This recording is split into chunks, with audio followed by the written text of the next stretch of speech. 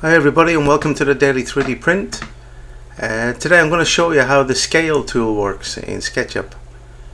So if I select this box, now the dimensions are 500 by 1000 and it's 500 high as well, millimeters. I'll take the scale tool and I get all these points where I can pull it in different directions. But if I take the diagonal points, click on it with the left mouse button. If I look down to the right, it's the scale factor. So if I want it to be twice as big, then it's just a scale factor of 2 and then enter. So if I take a dimension now, this should be 1 meter by 1 meter and it should be 2 meters long.